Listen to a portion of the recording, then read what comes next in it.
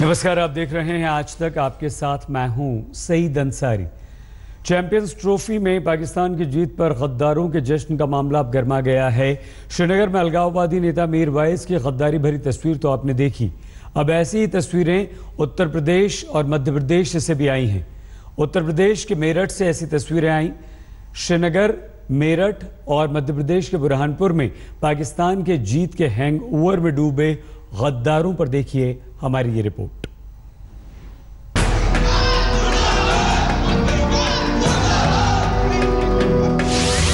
पाकिस्तान से यारी और देश से गद्दारी पर मेरठ में बवाल। पाकिस्तान के लिए नारेबाजी पर कॉलेज में हंगामा। धीरे धीरे आस्तीन के सांप हो रहे हैं बेनकाब।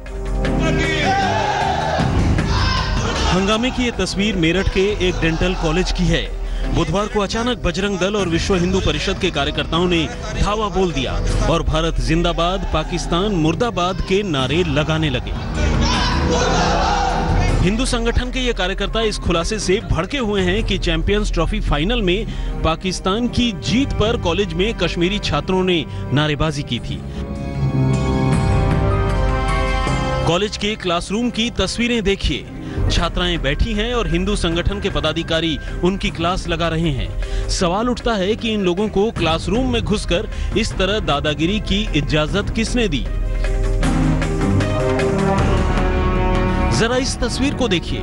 इस छात्र को इन कार्यकर्ताओं ने पकड़ लिया। काफी समझा बुझाकर किसी तरह उस छात्र को प्रदर्शनकारियों से बचाया गया।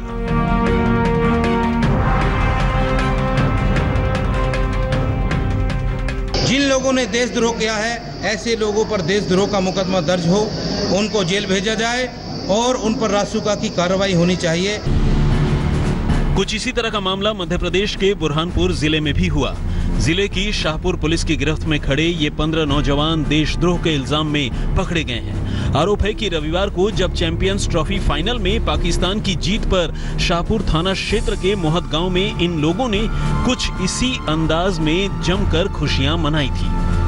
पाकिस्तान की जीत पर इन लोगों ने मिठाइयां बांटी, पटाखे फोड़े और पाकिस्तान जिंदाबाद के नारे लगाए। गांव के एक शख्स की शिकायत पर इन्हें पुलिस ने गिरफ्तार किया है। मैं वर्ग विशेष द्वारा पाकिस्तान की जीत को लेकर के जश्न मनाया, नारेबाजी की, जिसके अंतर्गत नामजद 15 आरोपियों के विरुद्ध कार्रवाई की गई, उन्हें गिरफ्तार किया गया। पुलिस ने इन सबके खिलाफ देशद्रोह का केस दर्ज किया है। सभी आरोपियों को कोर्ट में पेश किया गया और कोर्ट ने इन्हें 14 दिन की न्यायिक हिरासत में भेज दिया है। गौर करने वाली बात यह है कि पाकिस्तान के लिए जश्न मनाने के इन आरोपियों की पैरवी के लिए कोई वकील तैयार नहीं हुआ। धारा 124 की परिभाषा में ये स्पष्ट है कि जो भी राष्ट्र विरोधी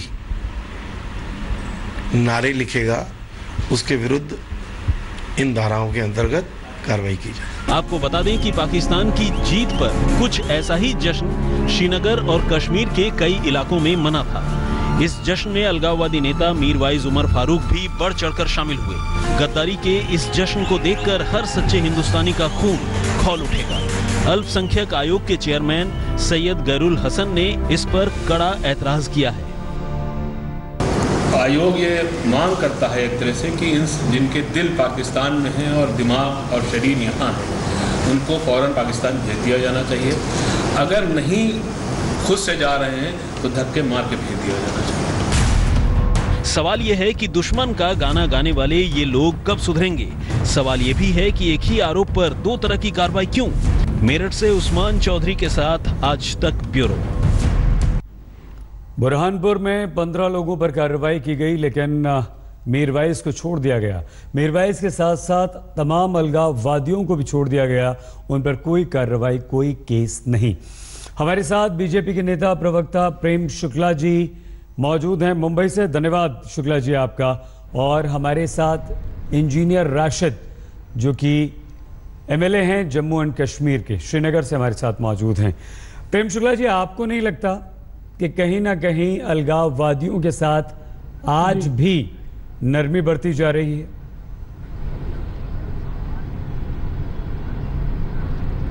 नहीं, बिल्कुल नरमी नहीं बरती जानी चाहिए। जिस तरह से अलगाववादी नारे लगाने वालों पर मध्य प्रदेश में कार्रवाई हुई, कर्नाटक में कार्रवाई की खबर है, उसी तरह की कार्रवाई कश्मीर के अलगाववादियों के खिलाफ भी होनी चाहिए। नहीं प्रेम शुक्ला जी, हुई कहाँ? स्पष्ट रुख है बुरहानपुर में नारे लगाने, पटाखे फोड़ने पर होनी ही चाहिए। 15 हमारा स्टैंड बहुत क्लियर है। कहाँ आपकी सरकार है ना सर जी, तो फिर क्या हुआ? नहीं, वही सईद भाई मैं बता रहा हूँ, जहां हमारी सरकार पूर्ण बहुमत से है वहां हमने कार्रवाई कर दी। जहां पर हमारी सरकार साझेदार है वहां हम मांग करते कि वहां कार्रवाई होनी चाहिए। तो फिर अगर जम्मू एवं कश्मीर में हमारी अगर आप सरकार होती तो वहां भी कार्रवाई हो गई होती। इतना भी नहीं कर सकते। हमारी राय बहुत स्पष्ट है। नहीं प्रेम, हमारी राय बहुत स्पष्ट है क्या कि जहां भी कोई अलगाववादी नारे लगाए उन पर कार्रवाई होनी ही चाहिए। चलिए और आपसे बात करेंगे। हालांकि आपकी ये बात समझ में नहीं आ रही कि हमारे आप साझेदार हैं, सरकार चला रहे हैं और आप कह रहे हैं कि हम मांग करेंगे। इसका मतलब कि अपर हैंड वहां पर महबूबा मुफ्ती का है और महबूबा मुफ्ती आपसे नहीं आपकी कुछ नहीं चलती जम्मू कश्मीर में कि वहां कार्रवाई होनी चाहिए। वही हम कह रहे हैं ना। इसका मतलब आपका कहना ये है प्रेम शुक्ला जी कि जम्मू कश्मीर में हमारी कुछ भी नहीं चलती, कार्रवाई होनी चाहिए। वही तो भैया, आप कार्रवाई करवा नहीं सकते, आप कार्रवाई कर रहे हैं, मांग कर रहे हैं सर। हमारी कुछ भी नहीं चलती, लेकिन हम इसलिए चाहिए इसलिए कह रहे हैं ना। ये थोड़ी सी बात समझ में नहीं आती। वहां पर देखिए ऐसा है कि हमारी मध्य प्रदेश में सरकार पूर्ण बहुमत के साथ है, हम कार्रवाई वहां कर रहे हैं। जहां पर हमारी सरकार पूर्ण बहुमत में नहीं है, साझेदार है, हम निश्चित तौर पर अपने अलायंस पार्टनर से यही चाहेंगे कि कार्रवाई करें। वो कहने और करवाने में फर्क होता है जो आप नहीं करवा रहे। खैर आपसे और बात करते हैं। रशीद साहब, क्या आपको लगता है कि जिस देश में आप रहते हैं, जिस देश में आप खाते हैं, जिस देश में आप पलते बढ़ते फलते फूलते हैं, उस देश के खिलाफ इस तरह की हरकतें शोभा देती, करनी चाहिए?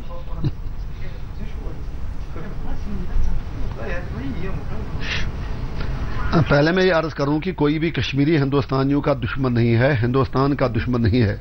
ये चीज हम आपसे स्पष्ट करना चाहते हैं। ऐसा बिल्कुल नहीं है। हम तो फिर क्यों पाकिस्तान की जीत पर खुशी मनाई जाती है, नारे लगाए जाते हैं, पटाखे फोड़े जाते हैं, मिठाइयां बांटी जाती हैं, क्यों? या मैं आपके सवाल का जवाब दूंगा। आप शांत रहिए, आप मेरी बात सुन लीजिए। ये इसीलिए हो रहा है क्योंकि सवाल का जवाब आपको देना चाहिए, जो बीजेपी के हमारे प्रवक्ता है उनको देना चाहिए कि 47 से लेकर आज तक आप जम्मू कश्मीर के लोगों के दिल जीतने में नाकाम हुए हैं। बजाय इसके आज आप सरकार से ये पूछते कि जम्मू कश्मीर में आज की तारीख में, अगर आप इसको अपना अटूट अंग मानते हैं, लेकिन एक क्रिकेट मैच जीतने के बाद यहाँ पर लोग जश्न मनाते हैं, हर गांव में लोग सड़कों पर निकलते हैं, डोल बजाते हैं, शादियां मचते हैं, जैसे हर घर में शादी है। तो इसमें कसूर किसका है? कहीं न कहीं आप में कोई खामी है। आप कश्मीर के लोगों के दिल जीतने में नाकाम हुए हैं। ये सिर्फ मीरवाइज का मसला नहीं है, ये सिर्फ मीरवाइज का मुद्दा नहीं है। यहाँ पर 3 जिलों की बात है। ये इंजीनियर रशीद, जम्मू एवं कश्मीर पूरा आप इसमें शामिल ना करिए। जम्मू में कहीं पटाखे नहीं फूटे, कहते आप ठगे जनाब मेरे भाई।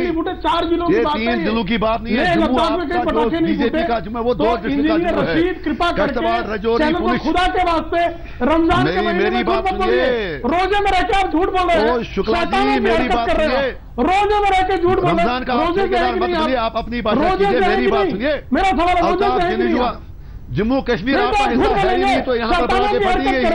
जम्मू कश्मीर का हिंदुस्तान का विभाग ही नहीं है, तो यहाँ पटाखे फटी गई। यहाँ के लोगों का दिल पाकिस्तान के साथ धड़कता है। ये कहते हैं जीने जीने पाकिस्तान, तो आप क्यों चला रहे हैं? आप अपना इलाज करवा दीजिए, आप कश्मीर का मुद्दा हल कीजिए। जम्मू में सिर्फ कुछ अलगाववादियों का दिल, अपनी भाषा गलत भाषा मत इस्तेमाल कीजिए। मेरी बात सुनिए, पाकिस्तानी तत्वों को बात सुनिए, कोई अलगाववादी यहाँ पर नहीं है। यहाँ अलगाववादी जो आपको धोखा दे रहे हैं, यहाँ कोई हिंदुस्तानी है ही नहीं। यहाँ अलगाववादी अलगाववादी यहाँ कोई नहीं है। यहाँ सारे लोग चाहते हैं राजकुमारी, राजकुमारी, राजकुमारी। ये मोदी जी की जागीर नहीं है, ये तुम्हारी जागीर नहीं है। जम्मू कश्मीर बकवास अपना लखनपुर के उस पार करो, लखनपुर के उसका क्या करना है, बकवास करो।